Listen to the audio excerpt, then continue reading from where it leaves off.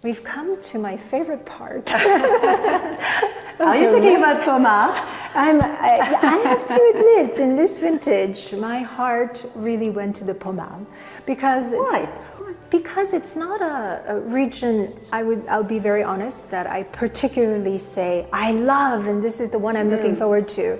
There are so many other reds. You have the beautiful, Grand Crus and the Bonne Première Crus, of course, and the Volnais are always seductive. But in this vintage, the Pommard really captured my heart.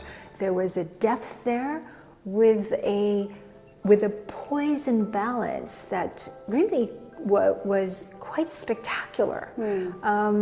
And I think the two wines that really stood out for me was Les Épineux, the Pommard, and also the Dame de la Charité, which is, as you mentioned, mostly Rougian. Yes, we have both Rougian and La Refène, which are, they're not so far from each other, but they bring something very different inside the blend.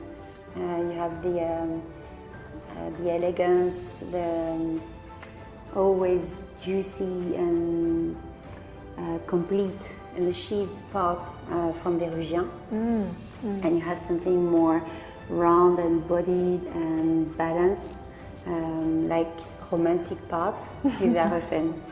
I think you get it all. And I can see why in this vintage that the President's Barrel comes from Pommard. Thank you. And it was a decision that you made, the Divine. Yeah. And this, actually, I only realized that the Pommard Première Cru was, the Rougian was the President's Barrel after I tasted it and wrote my notes and realized that, wow, I'm most impressed with the Pommard among the reds in this vintage because it over-delivers what I expected. Yeah, it's true that with Pommard, because the plots are very separated and sometimes far from each other, so we can have a lot of different styles when we vinify these grapes. But this year, particularly in 2025, I absolutely agree with you saying that it's showing very well and it's carrying this vintage from the very beginning up to the end. And we can read through 25 if we read through the Pommard. To me, it's a really great illustration of what we had this year.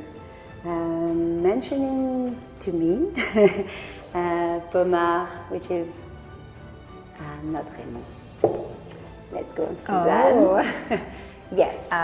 To me, Suzanne Chaudron. Maybe it's because for this cuvée, we separate all our parcels in terms of winemaking, and the tanks I had to use to blend and to make this cuvée, they were showing so well straight away. They were so good. They were so fruity and intense on the nose. When we made the pumping over, we had already a lot of aromas and a lot of seduction with those. So maybe my heart is a little bit taken by this cuvée, but from nothing to compare. I'm not supposed to prefer one of my kids, so no, just today. Tomorrow she's going to prefer another one. So. Let's say that. But for me, I'm so happy there are 12 barrels of Les Épineux because we had less last year, and so much less. And so the Pommard, I think, is really for me. If someone said deliver high quality, classic 2025 vintage character and great terroir expression, I would point them here. So let's thank you for Pommard. Cheers.